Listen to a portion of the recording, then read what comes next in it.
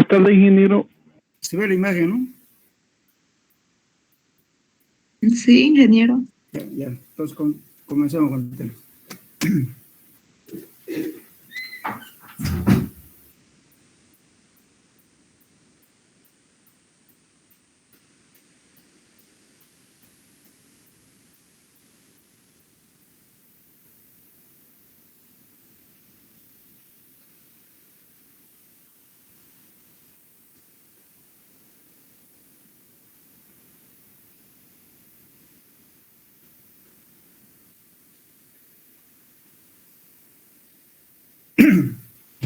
Quedamos aquí, ¿no? En capítulo 4, ¿no?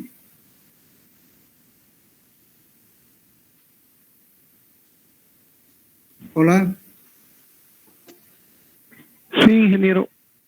Ya. Sí, ingeniero. Bueno, vamos a ver este tema que es un tema que es bastante importante en lo que se refiere a mecánica de suelos, porque tiene bastante utilización justamente los criterios, aunque los ensayos son empíricos, pero nos dan pautas para reconocer el tipo de suelo, y son suelos normalmente consolidados o preconsolidados, además el tipo de plasticidad que tiene el suelo.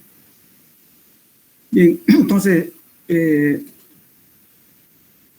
por ejemplo, para poder entenderlo esto, primero tenemos que comparar dos tipos de suelos. Uno que son suelos granulares, que no tienen plasticidad, y otro que son suelos finos, que al ser remoldeados, ¿no es cierto?, estos suelos adquieren una cierta forma geométrica y tienen además, si uno quiere desintegrar la muestra, hay una fuerza interna que trata de evitar, ¿no es cierto?, de que no se desintegre. Eso se llama consistencia. Por eso nosotros en suelo fino siempre llamamos consistencia, en cambio en suelos granulares llamamos compacidad. Entonces, esta consistencia o esas fuerzas internas moleculares no son más que la atracción, ¿cierto?, entre la partícula de agua y la partícula de arcilla, eléctricamente se atraen porque están dispuestos en polos opuestos. Entonces hay una atracción molecular, por eso es que esa arcilla trata de no separarse entre ellos. El agua sirve como un adherente, por eso se llama agua adherida, lo que lo confiere esta propiedad. Bien, entonces cuando vemos estos límites de Atrever, nos permite en realidad conocer, ¿no es cierto?, el tipo de plasticidad que tiene este suelo. Entonces, para eso vamos a hacer los ensayos de límites de Atrever. Si vemos en esta gráfica, por ejemplo, tengamos un suelo en estado viscoso, vamos a tomar como si estuviera en estado líquido, en realidad sería un suelo con mucho contenido de humedad, y luego le vamos secando a esta muestra, va a pasar de un estado líquido al estado plástico. A este porcentaje de humedad que sirve de frontera entre el paso del estado líquido al estado plástico se llama límite líquido. Y bueno, ese mismo suelo le seguimos quitando humedad dentro de este campo que le llamamos campo plástico. Va a haber un momento en que va a pasar del estado plástico al estado semisólido. A ese límite, que también es un porcentaje de humedad, lo llamamos límite plástico. Bueno, y se le seguimos quitando humedad, vamos a llegar al estado semisólido, al estado sólido. Y esa humedad que divide estos dos estados se conoce como límite de contracción.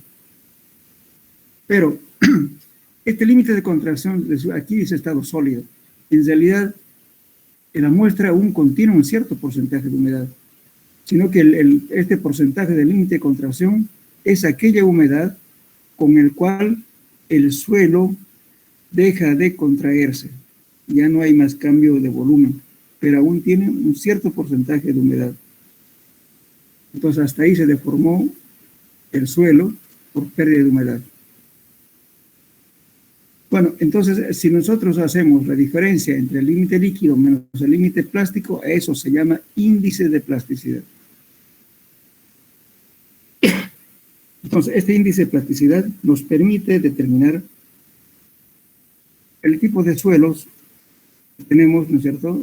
Por ejemplo,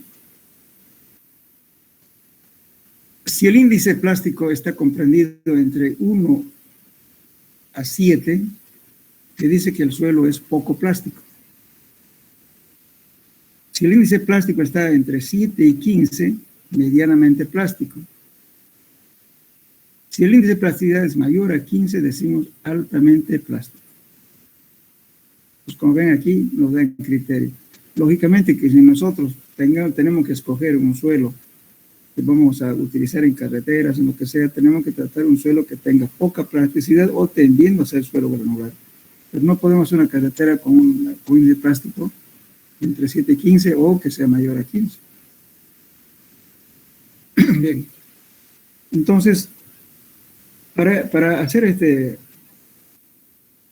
estas pruebas, se realiza de la siguiente forma, pero primeramente vamos a hablar también aquí. Resulta que los límites son utilizados así en forma continua en la ingeniería civil, es el límite líquido, el límite plástico, el límite de contracción. Pero también tenemos un límite que se llama de pegajosidad. Entonces, y también, por ejemplo, tenemos otro límite que es el límite de cohesión. El límite de cohesión es la cohesión, el límite de cohesión es el contenido de humedad con el cual los tesones del suelo son capaces de pegarse unos con otros. Esta es una prueba. Ahora, el límite de pegajosidad es el contenido de humedad con el cual el suelo comienza a pegarse a la superficie metálica, tales como las cuchillas, la espátula. O sea, más que todo esto es aplicado en la agricultura. Si quiere meter, digamos, un arado a un terreno donde tienen que arar, entonces lógicamente se puede hacer un ensayo, determinar que esta humedad si está dentro de, digamos, con cierta humedad que va a permitir que se adhiera la arcilla o el suelo con humedad, entonces, bueno, no se puede trabajar. Ahora, si cumple, ¿no es cierto?, este ensayo con la humedad requerida para que no se pegue el suelo con el metal que estamos usando como herramienta, entonces, bueno, se continúa el trabajo. Bien, pero estos dos ensayos casi en ingeniería civil no usamos. Pero sin embargo, si utiliza trabajar con un romplado, por ejemplo, para poder desmenuzar, ¿no es cierto?, material que se utiliza, un romplado que es simplemente disco, ¿no es cierto?, para desmenuzar los terones. Entonces, en ese caso, entonces, a veces es necesario hacer este ensayo, pero muy rara vez. Pero sí, trabajamos siempre con estos tres: límite líquido, límite plástico y límite de contracción. Esos tres límites. Ingeniero, disculpe. Sí. Estaba compartiendo algo, el que solo se ve la primera página de su diapositiva. A ver, entraré de nuevo, no sé qué pasa. Pero está en la carátula, ingeniero. Solo ¿Ahora se se ve ve? el título de la Sí, materia. ahora sí, ingeniero. Ahora sí se ve, ingeniero, recién. Recién. Hace rato Sí. el título nomás se vio. Sí, solo el título. Ya.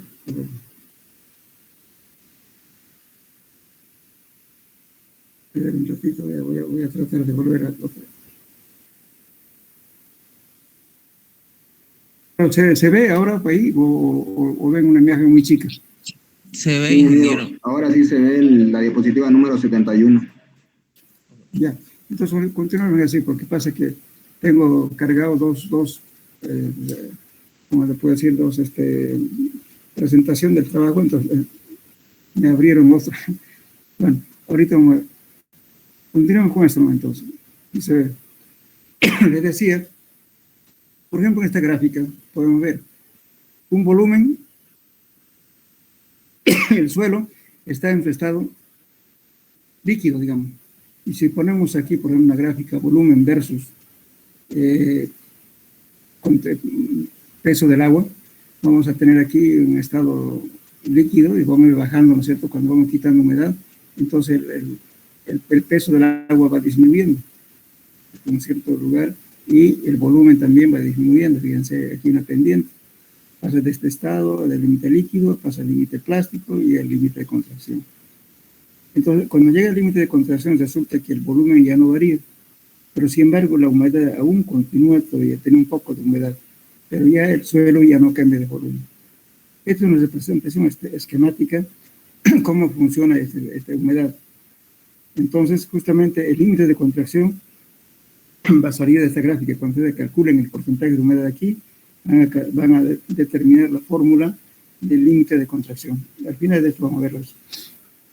Bien, entonces ahora, como decía, para poder hacer el ensayo del límite líquido, límite plástico y límite de contracción, entonces es importante hacer los ensayos utilizando algunos equipos que lo hizo Atterberg, que era un investigador, un ingeniero que apellidaba Atterberg.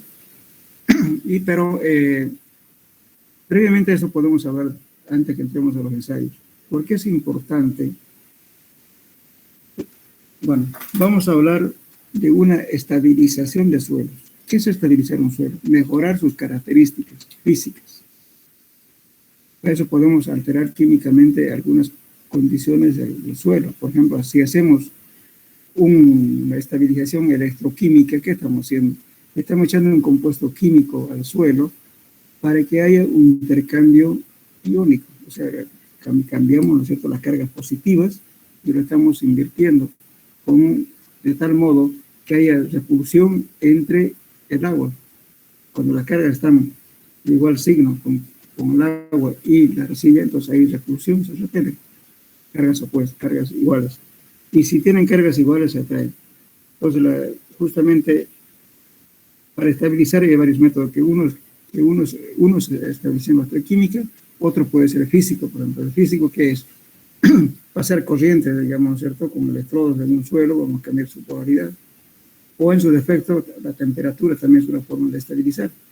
Entonces, justamente si uno quiere hacer un ensayo legal con cuidado, porque podemos estar tratando, por ejemplo, con suelos que tengan mucho contenido de materia orgánica o con contenido de caliza, otros materiales que a veces son expansivos. Los suelos expansivos, por ejemplo, es bastante un poco difícil de determinar porque resulta que, como dice su nombre, expansión. Cuando el suelo está con humedad baja, tiene un volumen. Y cuando el suelo adquiere humedad, cambia de volumen, incrementa el volumen. Pierde humedad, otra vez se baja, pero ya no en la misma proporción. Entonces hay un valor remanente de ese cambio que hubo. Entonces, si tenemos ese tipo de suelos, ¿no es cierto?, entonces tenemos carreteras onduladas, inclusive estructuras, porque la presión de hinchamiento es bien grande, que puede levantar inclusive estructuras pesadas. Entonces podemos tener fisuras en las paredes, igualmente en las carreteras, y si hay carreteras rígidas, también vamos a tener un quebrantamiento de la losa de hormigón, en fin. Muchas veces uno no tiene cuidado porque al inicio de hacer este ensayo ya le están variando el material. Porque para hacer el ensayo tenemos que secar primeramente la muestra. La temperatura de secado generalmente es 100 grados centígrados de temperatura, más o menos 5 grados.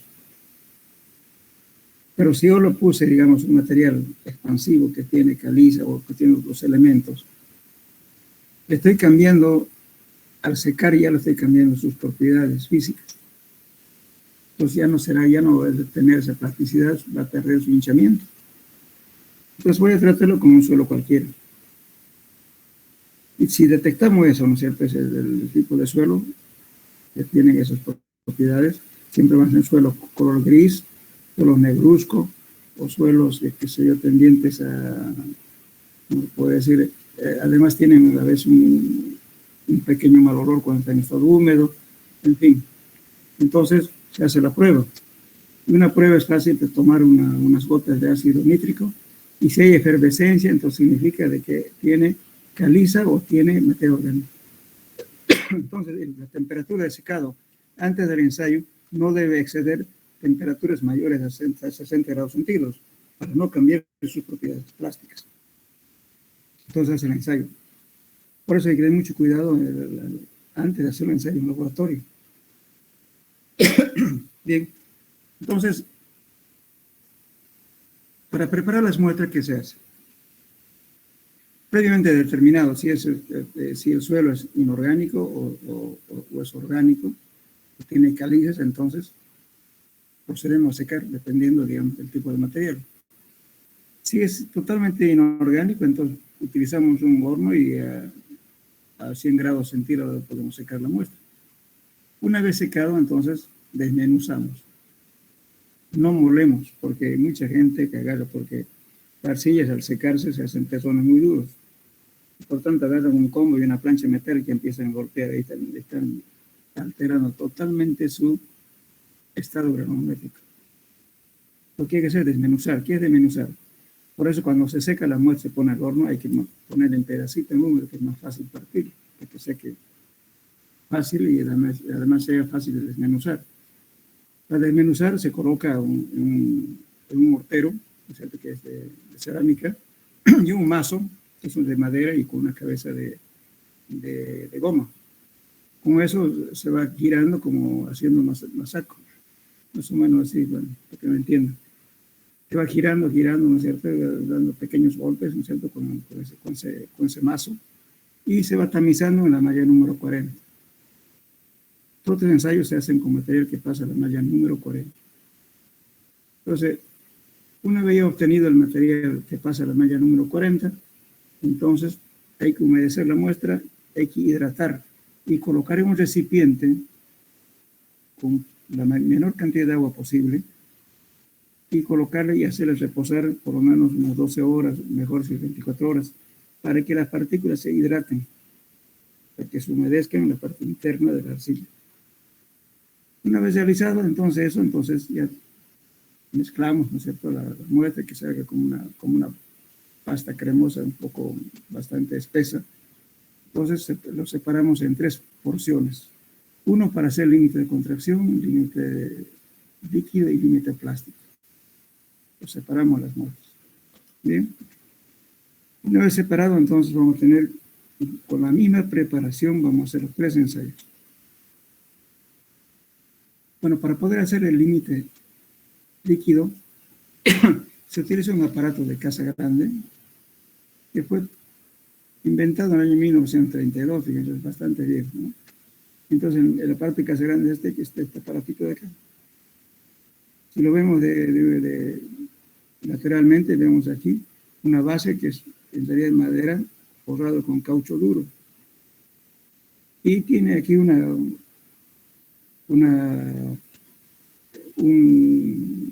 eje excéntrico, ¿no es cierto?, de tal modo que cuando gire con la manivela, levanta este platillo de acá y deja caer para que golpee en la base del caucho duro, aquí. Entonces vamos a ir contando el número de golpes para que cierre la llanura que voy a hacer en el suelo, que está en el platillo. Entonces lo primero que hay que hacer es calibrar la altura de caída. Este se llama un llanurador, para hacer la llanura en el suelo, que está en el platillo. Entonces, esto tiene una abertura de 1 pulgada en la parte superior, que es 12 milímetros, media pulgada sería 12 milímetros, y en la base tiene 2 milímetros de abertura. Entonces, él hace este tipo de corte. Aquí tiene 12 milímetros, perdón. Sí, y aquí tiene 2 milímetros. Hace este tipo de llanura, lo separa en 2 al suelo. Entonces, con esta manivela vamos girando para que levante este platillo y golpee en la base. Y vamos a contar el número de golpes para sellar la llanura que está contenido en la muestra. Y se cuenta el número de golpes hasta que la llanura cierre solamente media pulgada, 12 milímetros. No hay que esperar que en toda la longitud del platillo cierre la llanura, no. Siempre va a sellar casi en la parte central. Si cierra 12 milímetros, dejamos ya de golpear. Pues anotamos el número de golpes y tomamos una porción de muestra y obtenemos humedad. Entonces el ensayo nos permite tener 2 datos. Número de golpes para sellar la llanura y la humedad con la cual se selló la llanura con sus golpes. Tenemos 2 datos, humedad y golpes. Bien, antes que entremos a la gráfica.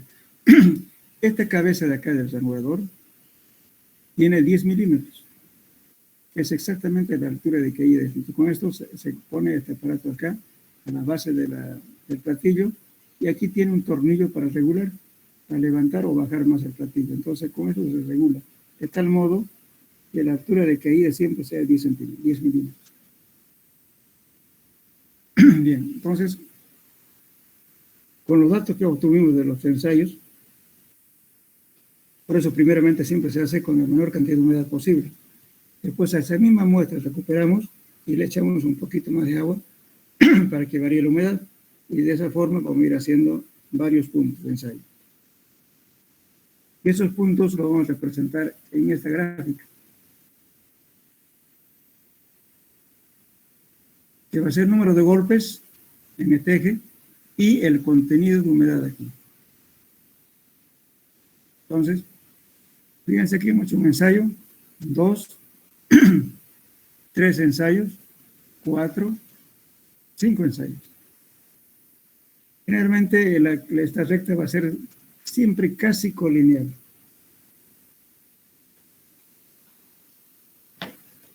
Entonces, algunos puntos que salen un poquito hay que interpolar.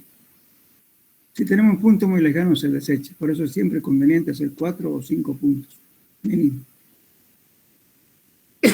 Porque con 2 puntos podemos hacer la recta, pero si estamos equivocados en uno, entonces vamos a tener cualquier cosa y no la correcta. Entonces hay que hacer mínimo 5 puntos. Y todos son colineales exactos, si no se interpolan. Ahora, el punto más alejado se desecha. Bueno, entonces trazamos esta recta, que tiene una pendiente, y luego determinamos el límite líquido. ¿Y cuál es el límite líquido? El límite líquido es la humedad correspondiente a los 25 golpes.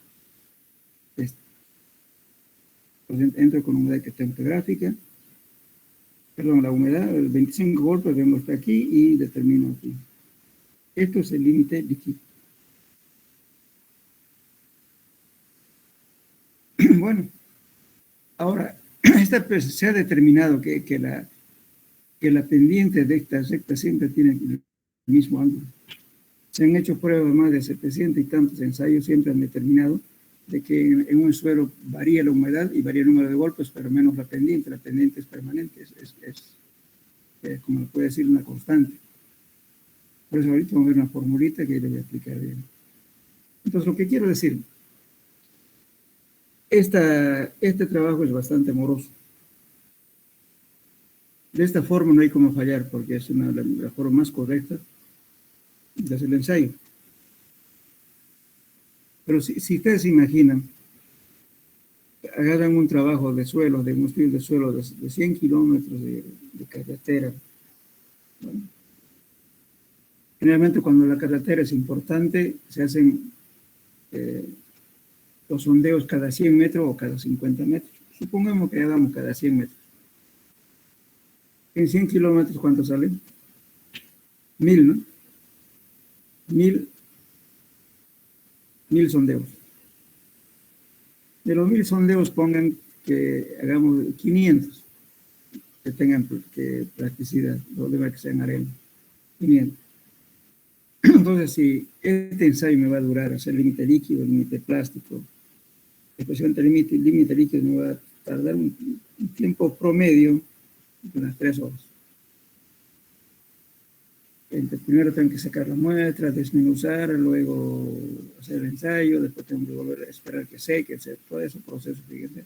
Sumemos que sea un equivalente a 3 horas. Si ustedes tienen 1000 muestras, va a ser 3000 horas de trabajo. ¿Y las 3000 horas cuánto significa? 3000 entre 8, ¿cuántos días de trabajo? A ver, sáquenlo, ustedes. 3000 entre 8.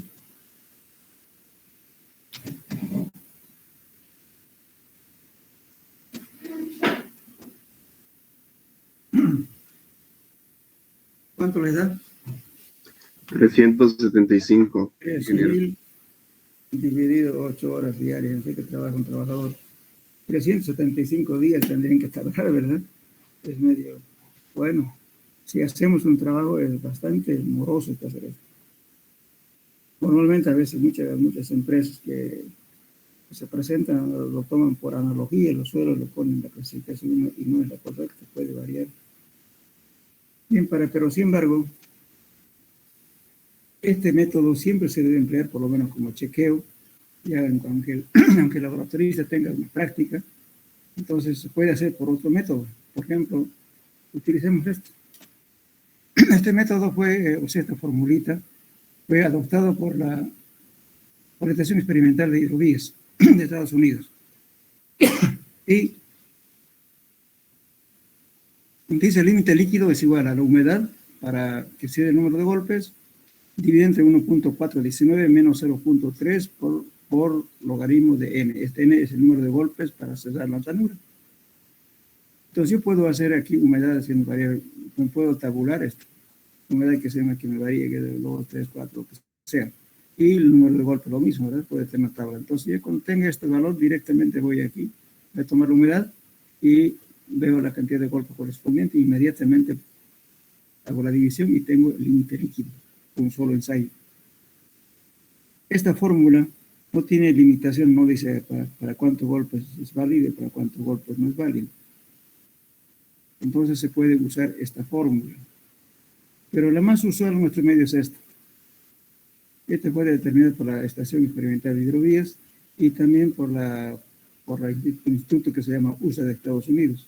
Hicieron pruebas, casi con más de 700 y tantas pruebas, ¿no es cierto? Y siempre llegaron que esta pendiente era la misma. Entonces, ¿qué hicieron? Límite líquido viene a ser humedad para sellar la llanura. Esto no es igual, corrígenos por favor, es por n, número de golpes para que cesó la llanura, dividido entre 25 elevado a la tangente de beta. Y tangente de beta es el ángulo de esta pendiente.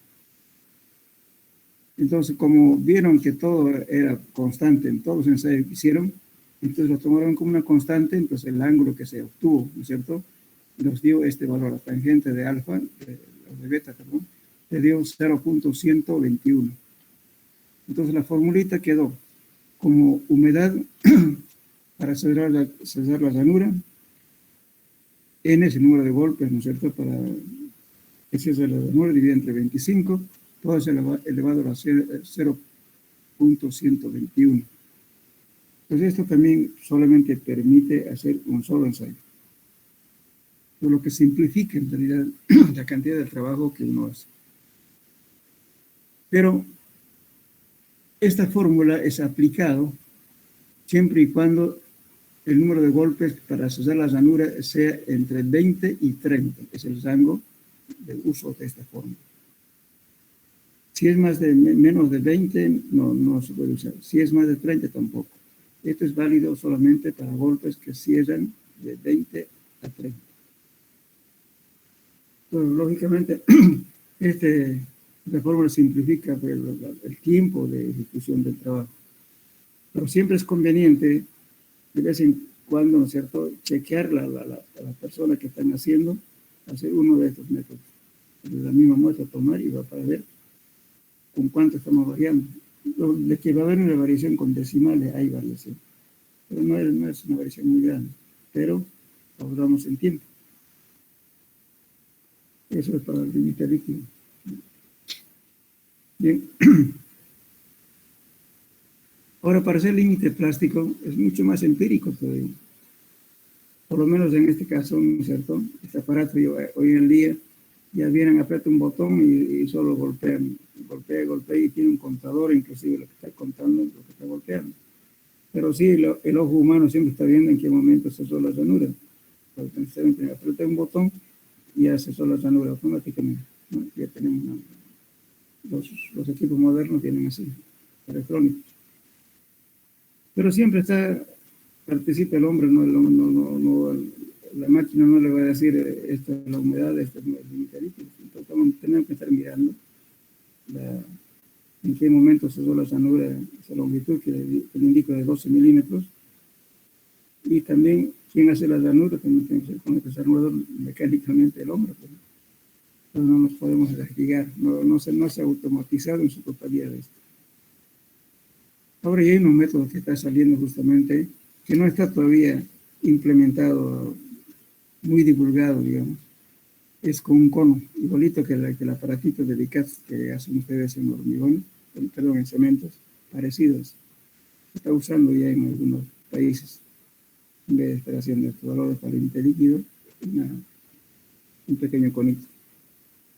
Pero nunca lo he usado yo, no lo conozco a fondo. Pero de que hay, ya existe. Ahora, para determinar el límite plástico es mucho más empírico. Entonces, para hacer límite plástico, fíjense, no es más que la fórmula. La muestra que habíamos separado al inicio, cuando se preparó la muestra, entonces se pone una superficie plana, un vidrio esmerilado para que tenga un poquito de rugosidad. Si no se tiene, simplemente tienen una mesa plana y le ponen un papel que no sea brilloso, no, un papel sin satinar. Por ejemplo, papel sábana puede ser, o simplemente un periódico, ¿no? Mejor ese papel sábana. Ponen la superficie y con la palma de la mano primero forman una pequeña bolita y luego con la palma de la mano empiezan a hacer un rollito. Ese rollito lo moldean hasta que tenga un diámetro aproximadamente de 3 milímetros. Cuando llega a ese diámetro y empieza a requebrajarse, quiere decir que hemos llegado al valor del límite plástico. ¿Okay? Totalmente empírico. Entonces se toman las muestras, ¿no es cierto?, de esos rollitos y se toma humedad.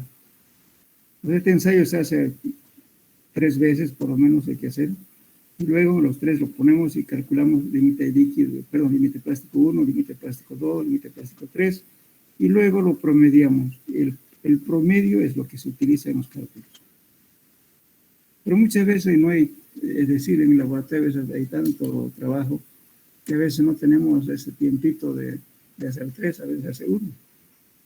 Pero para confiar en uno solo ensayo tiene que ser el laboratorista bastante experto. Por lo menos hay que hacer 3. Entonces, cuando los valores salen muy dispares, se desecha 1, se toma 2. Y ese 2 se toma el promedio.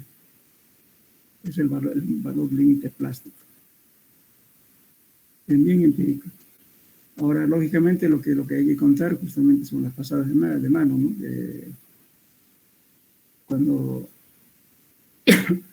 no es tampoco, digamos, la norma, le están indicando más o menos cuántas pasadas de mano tienen que hacer por minuto. En el manual está especificado eso. Tampoco no es hacer muy rápido ni muy lento. No tiene una cierta velocidad de hacer la cantidad de veces la pasada con la palma de la mano. Bien, ahora tenemos, una vez determinamos el límite de contracción. Para hacer límite de contracción, lo mismo. Utilizamos la muestra que ya habíamos separado al inicio cuando preparamos para hacer los ensayos. Entonces, en este caso, ¿no es cierto?, la formulita es esta. Humedad menos el volumen húmedo menos el volumen seco sobre el peso seco por 100. Eso. O también pueden calcular, pero esto ya haciendo ciertos intercambios, ¿no? Podemos llegar a esta fórmula. Pero esta es la fórmula del ensayo que se hace. Bien. Entonces, ¿cómo hacemos esto?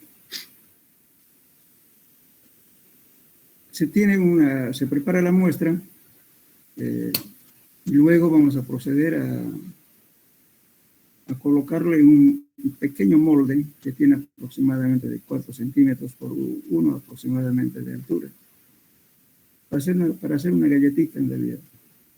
Pero previamente, ya una vez preparada la muestra, se lo coloca en su recipiente de límite de contracción, o también llamados moldes Monell. Ese es su nombre, moldes Monell, o recipientes de límite de contracción. Claro, en el laboratorio, en mecánica de suelos es un material especial que no tiene mucha dilatación cuando se calienta. Por eso es un material especial.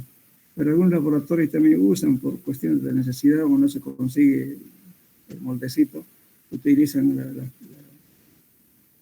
las latitas de mentizán, por ejemplo. Eso no es conveniente usar, porque es un latón común que tiene mucha dilatación. Entonces, los moldes para el límite de contracción son especiales. Y entonces se impregna con vaselina sólida en el entorno y en la base del recipiente, y luego se coloca la muestra.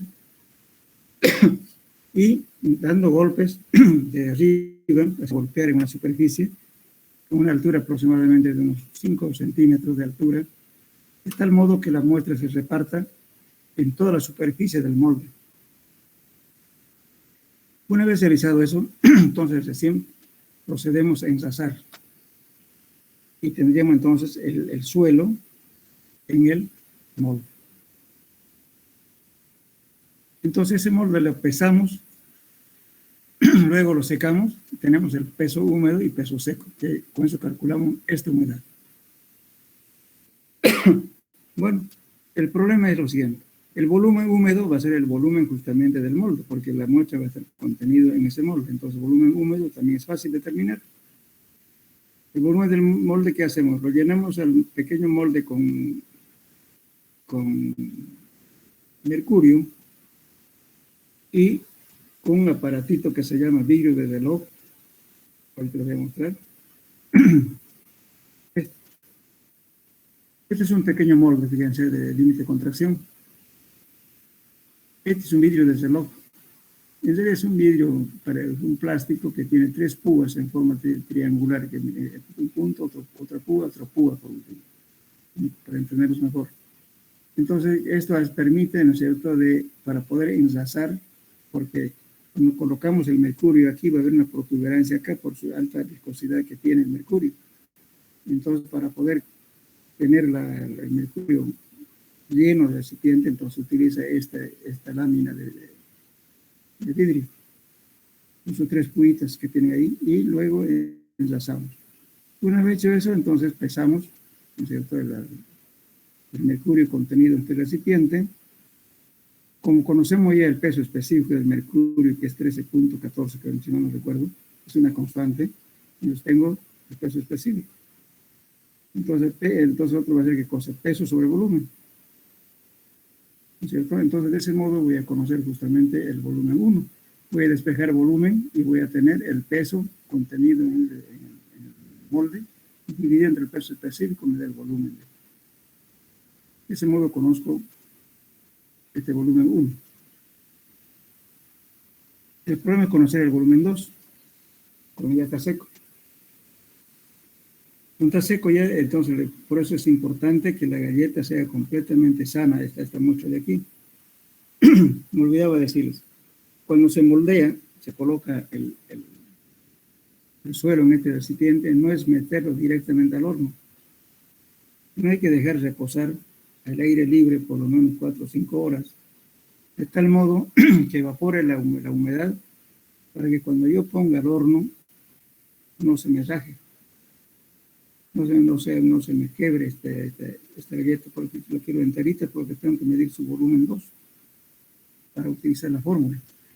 Entonces, previamente, una vez ya, digamos, evaporado un poco de agua, lo pongo al horno a una temperatura baja, unos 50 grados de temperatura aproximadamente. Después lo subo un poco a 70, después lo subiré a 80 y finalmente lo subo a 100 para que sea completamente seco. ¿Por qué he hecho una graduación gradual de temperatura? Para que no se me fisure, no se me raje la muestra. Lo quiero enterito.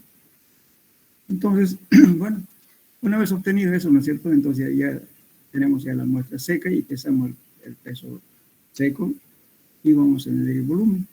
Para medir el volumen lo mismo hacemos, en este caso utilizo 2 recipientes. Un recipiente en el cual voy a llenar el mercurio y voy a enlazar con esta lámina de vidrio. Voy a tener el volumen contenido en este recipiente. Luego pongo la galleta y lo voy a sumergir con la ayuda justamente de esta lámina. Entonces es importante tener esto para el límite de contracción. Yo lo empujo, ¿no es cierto?, con esto y va a haber un mercurio desplazado. Por principio de Arquímedes sabemos, ¿no es cierto?, que el volumen sumergido es igual al volumen desplazado. Entonces recojo todo el mercurio desplazado, lo peso, tengo el peso del mercurio desplazado, dividido entre el peso específico del mercurio, tengo el volumen 2. ¿Listo? Eso es el ensayo del límite de contracción. Con esos datos ya calculo, utilizo esta fórmula que estamos viendo aquí. Bueno, aquí. Humedad, volumen húmedo menos el volumen seco sobre el peso seco por 100. ¿Cierto? Y hemos hecho el límite de contracción. En eso consiste el ensayo.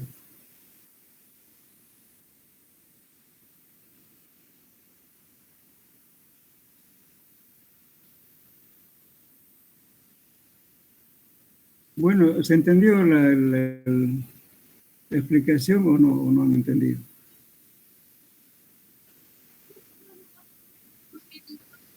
Hola, ¿me Sí, escuchan? se entendió. Sí, se entendió, ingeniero. Sí, Sí, totalmente empírico.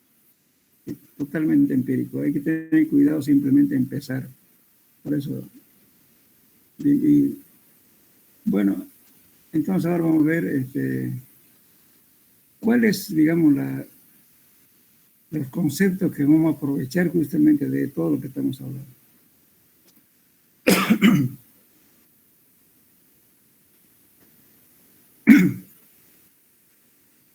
Bueno, como tengo, antes de olvidar, esta fórmula que yo les mostré anteriormente, fíjense, peso del agua sobre el peso seco, que es humedad, ¿verdad? Menos el volumen 1, que es el volumen húmedo, menos el volumen 2, que es volumen seco, sobre el peso seco por gamma del agua es 1. Toda esta formulita se saca de esta gráfica. Entonces lo que me van a hacer ustedes es hacer la tarea de esto. Me van a sacar, partiendo del volumen 1, que es esto, van a llegar al volumen 2, y aquí permanece constante. El límite de contracción es este valor de aquí, A. Calcúlenme por diferencia de pesos este A, y van a llegar a esta fórmula.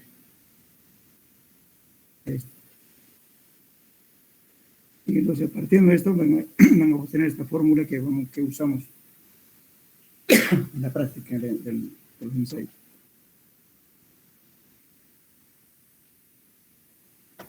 Ingeniero, ¿podría hacerlo pantalla completa la diapositiva? Apenas se ve. A ver si se me corta. Un ratito, por favor. ¿Lo ven? Hola, hola.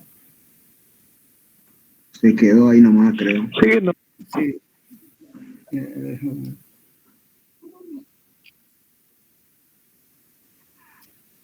Voy a intentar a ver.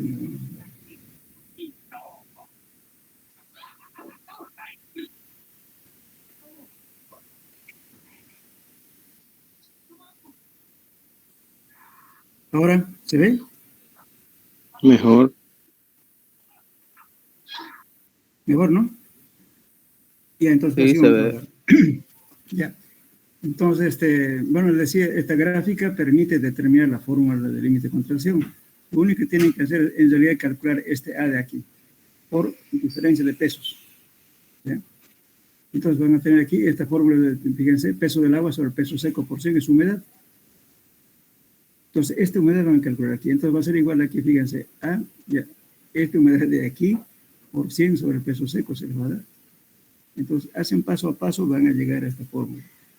Esta es humedad, peso del agua menos peso dividido entre peso seco es humedad, menos el volumen 1, menos el volumen 2 sobre el peso seco por gamma del agua. Gamma del agua sale por el peso específico del agua. Entonces, no es necesario colocar la gamma del agua porque siempre consideramos 1. Entonces, vamos a tener sin este valor. Entonces, la tarea es eso. Me van a obtener esta fórmula a partir de esta gráfica, de la figura 43. Bien. Ahora vamos a ver la utilidad que tienen justamente este ensayo. Fíjense, aquí vamos a determinar la relación de contracción. Este valor, RC.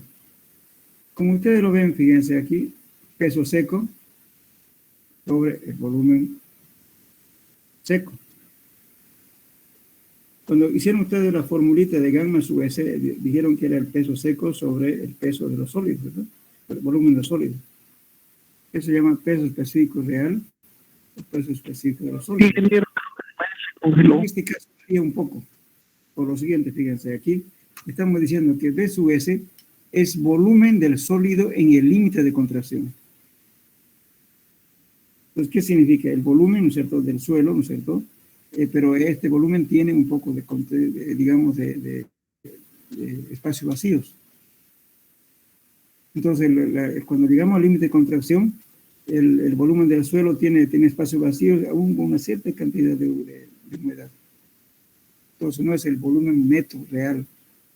En cambio, cuando calculamos el gamma sub S, es igual al volumen neto solamente del sólido. Esa es la diferencia, aunque aquí estamos escribiendo como si fuera gamma sub S. La variación va a ser mínima, pero varía un poco. Entonces, ¿qué nos permite determinar este RC? Este coeficiente da una indicación de cuánto cambio de volumen puede presentarse por cambios de humedad de los suelos por encima del límite de contracción. Estoy diciendo, ¿cierto? ¿Cuánto cambio de volumen puede haber con cambios de humedad cuando incremento la humedad arriba del límite de contracción? Eso nos está diciendo. Ahora hay otra fórmula. Este es un cambio volumétrico, V sub C. Este coeficiente indica la disminución del volumen que experimenta la masa del suelo cuando su contenido de humedad se reduce a un porcentaje dado al límite de contracción. En este caso, para poder determinar el cambio volumétrico, tengo que tener la humedad natural del suelo. Esta es humedad natural del suelo, in situ, menos el límite de contracción por razón de contracción. Esto me permite determinar. Ingeniero, disculpe. Sí. Ingeniero, es que Sí, se congeló la imagen nuevamente. Se congeló la imagen, sigue en relación de contracción. Creo que cuando lo agranda se congela, ingeniero. Sí. Bueno, terminaremos esto, por favor, ya, así nomás. No sé qué pasa. A ver.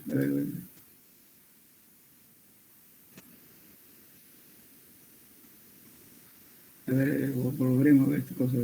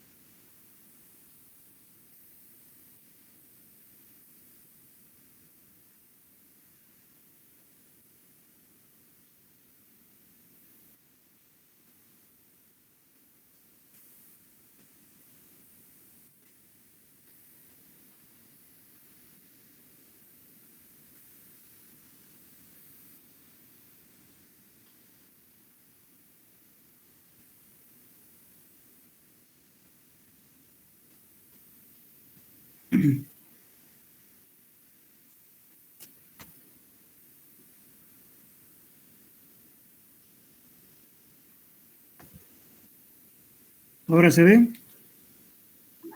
Sí, ingeniero. Ya. Bien.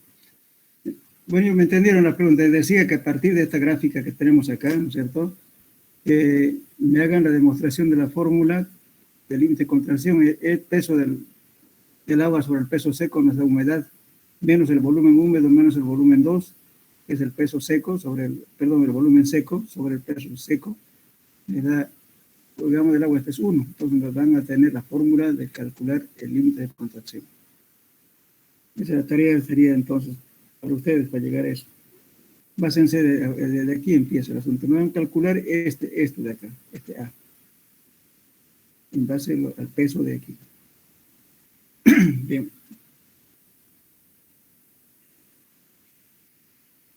Bueno, repetiremos entonces. ¿Bien? ¿Están viendo, no, ahora? Sí, ingeniero. Sí, ingeniero, se ve. Ingeniero, ahora Se ve, ¿no? Ya. Entonces decía que utilizando estos valores, el límite de contracción, todo lo demás, podemos calcular otros parámetros que nos permite determinar algunos valores para el suelo. Por ejemplo, entonces la relación de contracción, o algunos lo llaman razón de contracción también. Este coeficiente da una indicación de cuánto cambio de volumen puede presentarse por cambios de humedad de los suelos por encima del límite de contracción. O sea, cuando tengo humedades mayor que el límite de contracción, cuánto de cambio de volumen puede presentar, eso nos indica este valor RC. El otro es el cambio volumétrico. Entonces, para hacer cambio volumétrico, ¿no es cierto? Dice, este coeficiente indica la disminución del volumen, pues en este caso disminuye el volumen que experimenta la masa del suelo cuando su contenido de humedad se reduce a un porcentaje de la límite de contracción. Si tengo una humedad muy alta, ¿cierto? ¿Cuánto de volumen se va a bajar cuando la humedad llegue al valor del límite de contracción? Eso quiere decir, por eso aquí se toma en cuenta la humedad natural del suelo. Es de su humedad natural del suelo, menos el límite de contracción por razón de contracción. Bien, también podemos determinar este valor. Se llama contracción lineal. La contracción lineal es la disminución en una dimensión de la masa del suelo cuando su contenido de humedad reduce de un porcentaje dado al límite de contracción. Yo tengo una humedad seguramente mayor que el límite de contracción, supongamos en un terraplén. Que por razones obvias, digamos, durante ese año hubo mucha sequía, se perdió la humedad totalmente.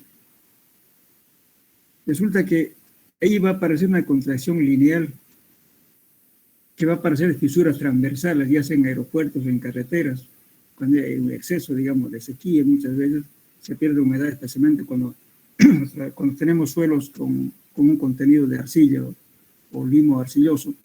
Entonces, ¿qué ocurre? Se contrae y aparecen fisuras transversales en la carretera. Esas son justamente la contracción lineal.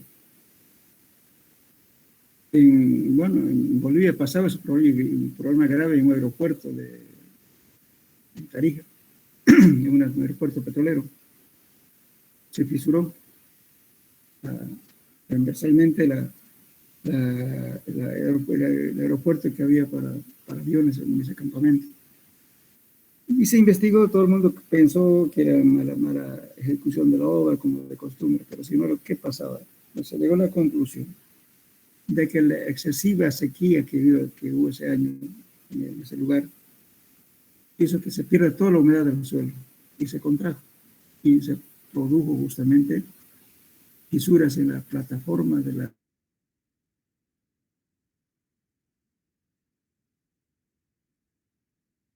naturaleza, que hizo que evapore toda la humedad del suelo, especialmente cuando en suelos cuando tienen algo de materia, por decir limo o arcilla, un suelo que está mezclado con eso es propenso a producir este tipo de problemas, contracciones lineales. En la arena, en cambio, no ocurre eso. La arena como no tiene, digamos, plasticidad, entonces generalmente no cambia su volumen. En cambio, un suelo que tenga material fino produce ese problema. Después tenemos la contracción lineal, que es la disminución en una dimensión de la masa de suelo cuando su contenido de humedad se reduce de un porcentaje dado al límite de contracción. Igualmente aquí también podemos determinar la disminución de la masa del suelo, ¿no? Aquí porque estamos relacionando, fíjense, 1 menos raíz cúbica de 100 menos el volumen de contracción. Estas son las formulitas, 3 fórmulas importantes. Esta es la más importante. Este es se llama índice de consistencia o también se llama consistencia relativa. ¿Qué relaciona esto? Fíjense, el límite líquido menos la humedad natural del suelo, tal como está en el sitio, sobre el índice plástico. Entonces, esto nos va a dar inclusive una clasificación en función de su índice. Cuando este valor es menor a 0, quiere decir que las arcillas son muy blandas. ¿Cuándo va a ser menor? Fíjense, yo tengo límite líquido, un valor determinado, aquí me da menos humedad. ¿Qué significa? De que sea menor que 0 tiene que ser la humedad alta. ¿Y cuándo la humedad es alta? Cuando el suelo no está compacto, no tiene, es decir, un material suelto. Por eso tiene muchos poros y por consiguiente la humedad siempre va a ser alta. Por eso dicen muy blando. Cuando varía de 0 a 0,50, consistencia blanda. Fíjense, va aumentando. Consistencia media de 0,50 a 0,75. Rigidez cuando 0,75 a 1. Y 1 es duro. ¿Cuándo va a ser mayor a 1? Cuando el límite líquido va a ser mayor y este tiende a 0. En ese caso, esto va a ser mayor a 1. Entonces, ¿qué quiere decir? Que esa arcilla ya sufrió un proceso de preconsolidación. Es duro, rígido, ya no tiene humedad. Justamente aquí viene un poco de criterio. Muchas veces decimos, bueno, supongamos que un suelo que me da, qué sé yo, 70 golpes, y el otro me dio 7, digo. Bueno, pero es arcilla, entonces lo voy a decir, ¿no es cierto? Es una arcilla normalmente consolidada. Una arcilla blanda, una arcilla que tiene 7 golpes o 10 golpes. Bueno, en otro me dará 70 golpes, voy a decir una arcilla preconsolidada, pero ¿cómo voy a indicar, cómo voy a decir a la gente que a veces uno sabe técnicamente qué es eso? ¿Qué es un suelo normalmente consolidado y qué es un suelo preconsolidado? Entonces, de todos modos, voy a definirlos. Cuando el suelo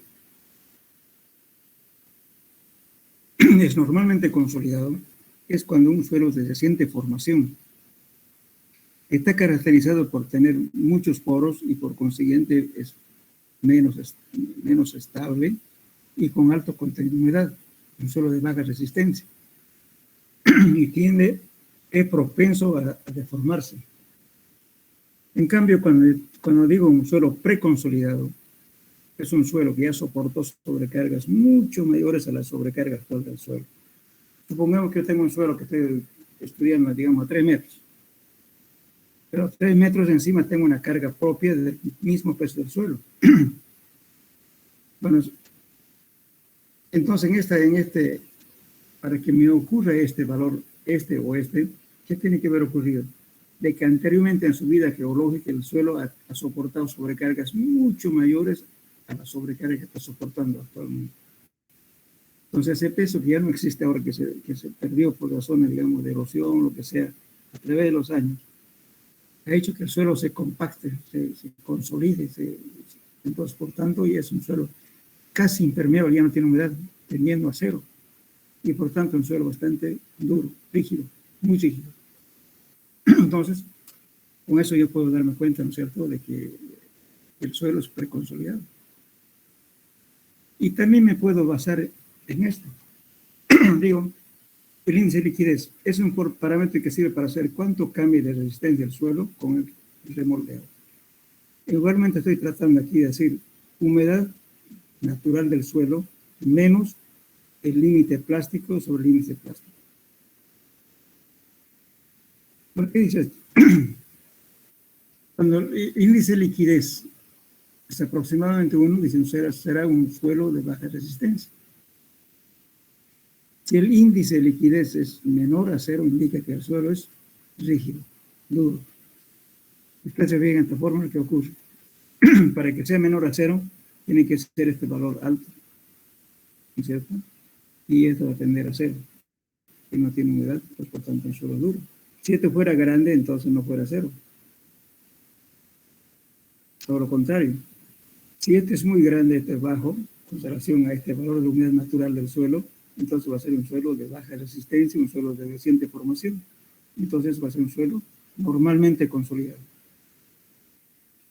Estos dos parámetros ayudan a determinar, y aparte de eso, lógicamente, que si yo tengo un ensayo, digamos, de SPT, digamos, bueno, tienen que coincidir las tres cosas. Tengo que verificar que la humedad de un suelo preconsolidado, la humedad es muy baja, los golpes son muy altos con el SPT, y este valor me tiene que dar mayor a 1, y esto me tiene que dar menor a 1. Pues estoy seguro de que lo que estoy hablando es un suelo preconsolidado y otro suelo normalmente consolidado, si me da lo contrario. Entonces, estos son parámetros de ayuda en la mecánica de suelos, desde conocer el suelo, las condiciones con las cuales están. Siempre y cuando en el campo se hagan bien las cosas, ¿no? Que se haga bien la humedad natural, que no se pierda humedad en el momento en que uno saca.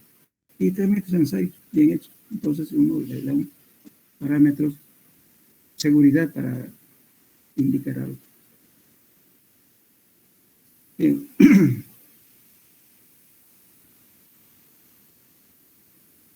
¿Tienen alguna pregunta, jóvenes, aquí, de este tema?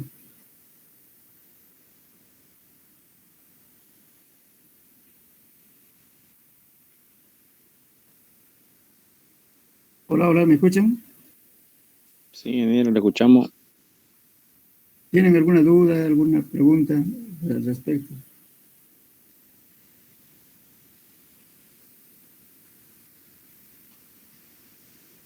¿Nada? Nada. Bien. No, ingeniero.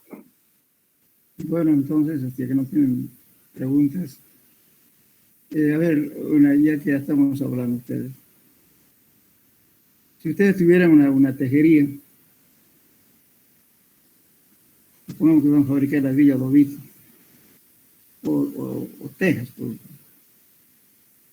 ¿qué tipo de arcilla? ¿Cuánto tendría que ser su plasticidad de la arcilla? ¿Qué dicen? ¿Mm?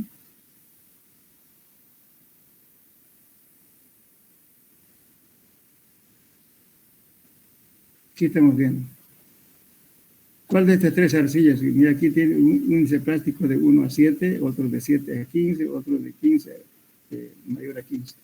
¿Cuáles que escogerían ustedes para hacer una teja, digamos, o un ladrillo? Altamente. ¿Cuál? Altamente 7. plástico. Si tiene un índice plástico muy alto, ¿qué pasa? Hay mayor deformabilidad que la vea, por tanto se va a deformar su tubo o su ladrillo, perdón, o su teja va a salir media chueca. Entonces, Lo poco ideal menos. es trabajar ingeniero, de 1 a 7. lo ideal es trabajar en máximo a 7 o poquito más de 7. En ese caso, utilizamos lógicamente una arcilla. Por ejemplo, otra cosa es que uno trabaje como arcilla en seca, como trabaja en Baja algunas fábricas plasticidad, cerámicas. ingeniero, ¿Perdón? que tengan baja plasticidad. Sí, baja plasticidad. Por ejemplo, que esté entre 7 a 10, ahí es lo ideal para hacer, estoy hablando de tejas, ladrillos, ¿no? Pero si usted tiene, ahora lógicamente si usted quiere, estamos hablando cuando usted quiere moldear con agua en húmedo, como comúnmente hacen los artesanos. Pero si ya tenemos una fábrica digamos, de alta tecnología, ¿no es cierto?, que hacen tubos, cerámica, todo, ellos trabajan, preparan la arcilla, lo homogenizan la arcilla, lo hacen madurar la arcilla durante varios días, ¿no es cierto?, que todas las partículas estén totalmente humedecidas, porque la arcilla, ¿qué pasa? Si las arcillas no están en la parte central húmedas, ¿qué pasa? Cuando con la temperatura hace una pequeña explosión, se dan cuenta, por eso salen los ladrillos inclusive medio reventados, por ese problema. En cambio ellos trabajan en seco, la arcilla lo secan, lo desmenuzan y luego la prensan con una prensa muy poderosa, ¿no es cierto?, lo prensan en seco, no con agua. El agua lo utilizan para preparar la arcilla, pero después lo secan y recién hacen el ladrillo o el piso o lo que sea. En cambio, artesanalmente utilizamos agua para moldear. Ahí es diferente. Ahí no necesitamos que la arcilla sea muy plástica, sino cuando ya se seca se vuelven Pues hay ladrillos medio chuecos, ¿no es cierto? Otros más chicos, otros más largos, ¿no? Otros más altos, otros más bajos, en fin, cambia de volumen por problemas de plasticidad. Bien, igualmente cuando estén haciendo de repente están queriendo usar el suelo para pavimentación, lo primero que tienen que fijarse cuánta plasticidad tiene. Entre más pequeño sea su plasticidad, mejor para fines camineros, ¿no? Porque no necesitamos otro que sea deformable, porque si es altamente plástico, voy a tener una deformación por compresibilidad. Y cuando quede humedad, se me va a hinchar. Y tiene ese problema que tienen las arcillas en carreteras. Por ejemplo, si yo tengo una arcilla altamente plástico, lo voy a compactar. Pero resulta que va a adquirir humedad, se me va a hinchar. Incrementa de volumen. Pierde humedad, otra vez se baja, pero lamentablemente no baja la misma cantidad. En la próxima va a volver a subir, pero tampoco ya no sube con lo mismo. Entonces, ¿qué pasa? La carretera se convierte, ¿no es cierto?, como una especie de tobogán, ¿no? Así ondulado. Es un problema de hinchamiento. Por eso en las carreteras no se debe usar plasticidad mayor a 8. Porque si no es bastante deformable. Por eso cuando hacemos el CBR estamos midiendo justamente el hinchamiento que se produce durante 4 días. Entonces, si suelo así, entonces no hay que bajar su plasticidad para que no hinche. ¿Cómo se hace con eso? Mezclando con suelo granular, con arena o grava, para que disminuyamos el hinchamiento. Lo primero que hay que ver es la plasticidad para escoger el material para vías, para relleno también, no son solamente para vías. Usted va a rellenar para un edificio, para un silo, no puede poner usted a un silo que tenga un suelo plasticidades mayores a 7, o que tenga 15 o 12. Son medianamente plásticos, pero ¿qué pasa? La arcilla es un material que mantiene la humedad. Si usted está haciendo un silo, se va a hinchar de la arcilla y lo va a rajar la losa de fondo. Y por ese fisuramiento va a entrar humedad.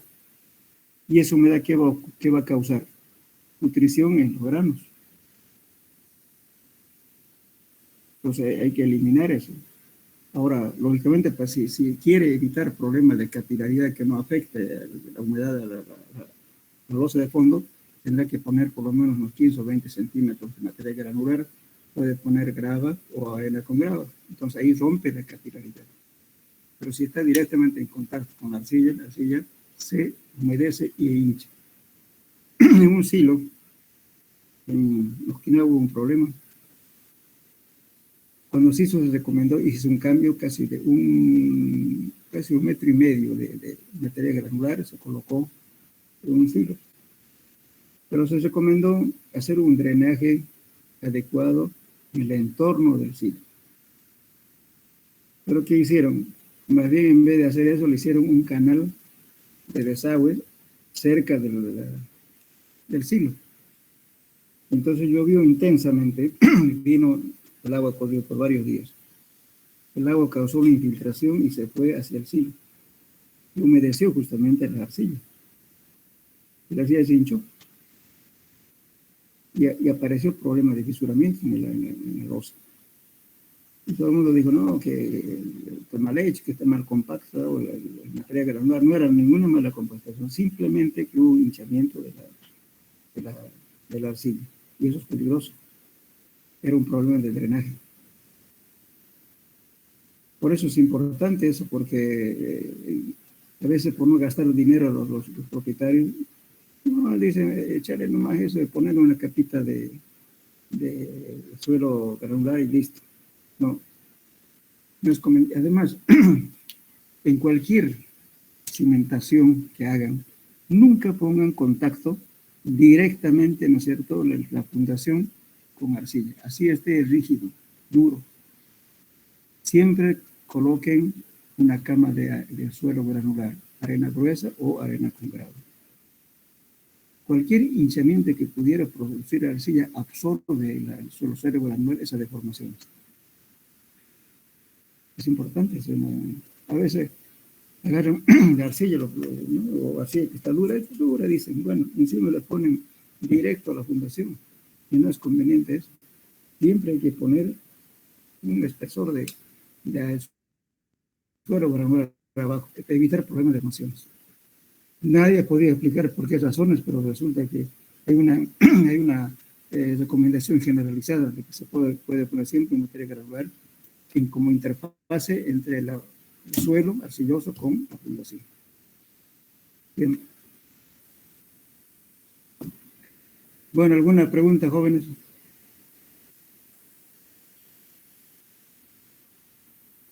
Bueno, no hay preguntones. Entonces dejamos aquí y la próxima clase empezamos con otros temas, por favor. ¿Ya? Este fin de semana voy a volver a pasar los cuestionarios de los otros dos temas. Ok, ingeniero. Muchas gracias. Hasta luego, jóvenes. Hasta luego, ingeniero.